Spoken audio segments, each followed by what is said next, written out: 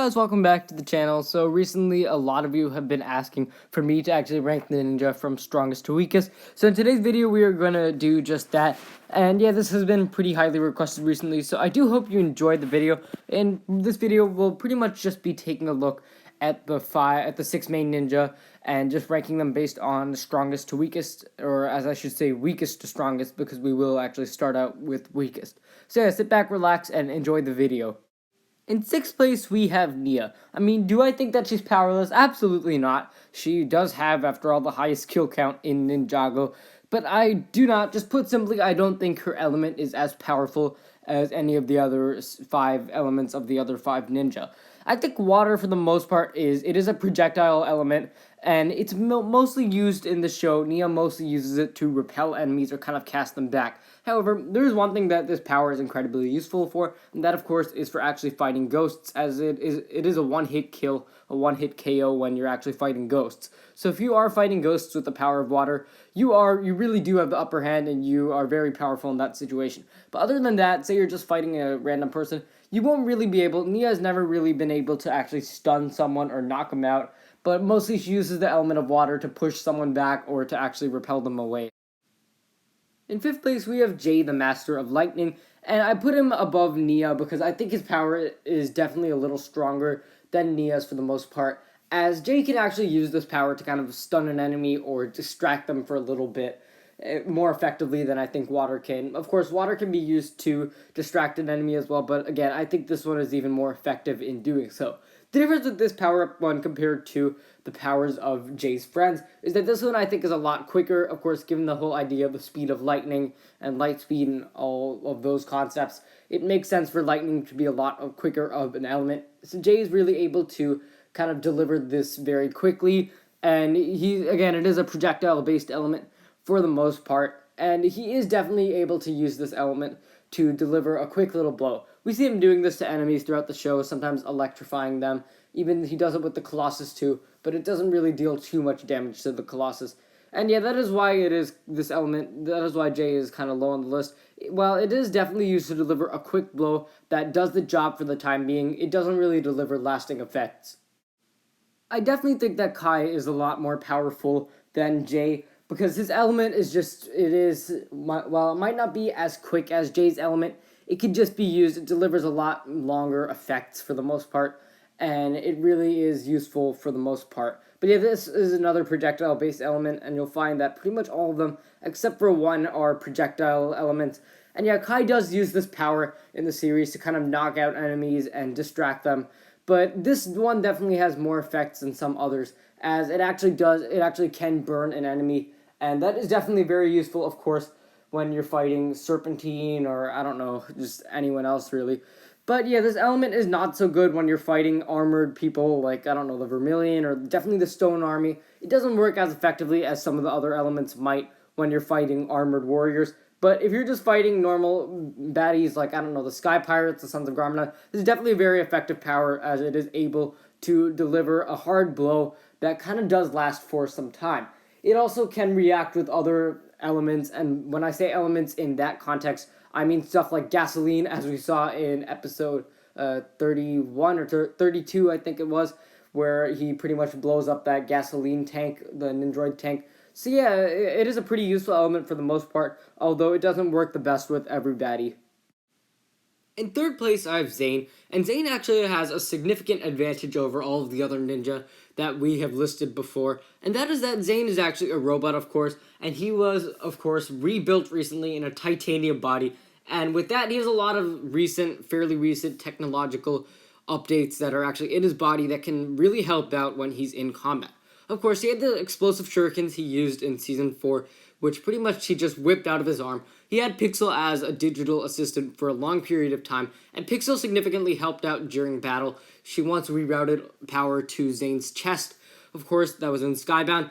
And yeah, there's the other thing. Zane also at some point was able to summon power. He has actually summoned power from his chest in Seasons 3 and 6. In 3, it was to power the rocket, and in 6, it was against the mechanic in the prison. So yeah, there is that too. He has an infinite power source, or he definitely had an infinite power source in the first 3 seasons. Not sure what happened to his power source after he got rebuilt, but yeah, if you guys know, just let me know down in the comment section below. But yeah, he did at one point have an infinite power source, so there is that.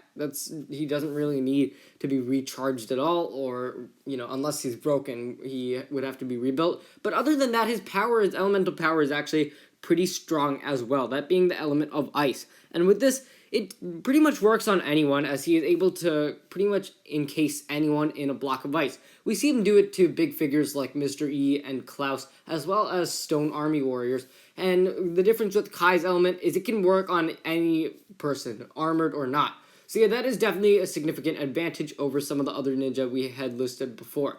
And we also see Zane use it and kind of summoning it while he punches enemies, as he did in episode 79 against Mr. E. So while it is a projectile element, he can also use it in a way that isn't necessarily a projectile element.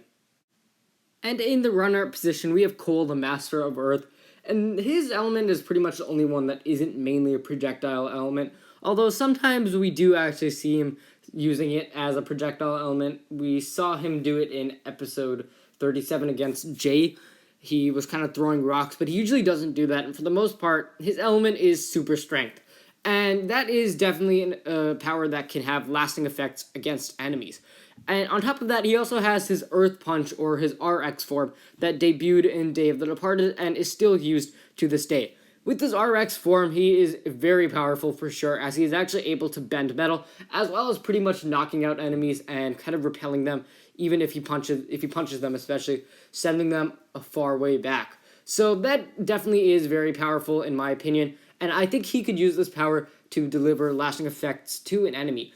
In my opinion, and this is just theoretically, seeing as he was even able to bend metal in episode 82 with the RX form, I think he could probably kill a normal civilian with this Earth Punch if he was able to bend metal. So yeah, I mean, that is just my own opinion, but I just speculation, I think he actually could. Even without the actual Earth Punch, the overpowered Earth Punch, he is pretty powerful on his own, as he pretty much uses super strength in order to accomplish a lot of things, like such in episode 84, he's able to actually destroy an entire bridge, which the Colossus steps in and kind of falls into that trap. So Cole is very powerful for the most part, and of course with his RX form, which is pretty powerful, that just makes it even more powerful. And in first place, I have Lloyd, who I definitely think is the strongest by far out of the 6 ninja.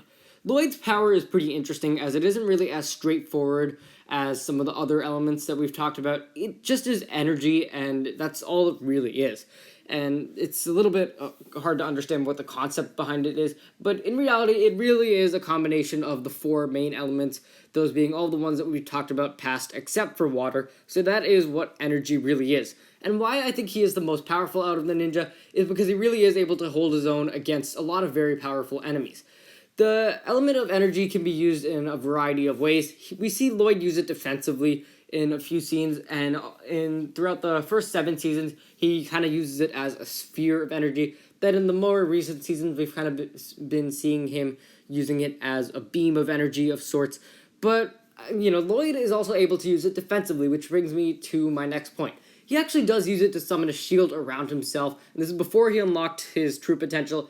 During the battle with the Overlord in episode 26, he actually summons a sphere around himself using just the power of energy, and is able to actually withstand the Overlord's fire. I think this would have instantly killed any of the other ninja, so this really does speak to how powerful Lloyd is. He also is able to put up a good fight against the Overlord in episode 25 when they clash powers, and they kind of are at a stalemate for the majority of the fight until Lloyd loses focus.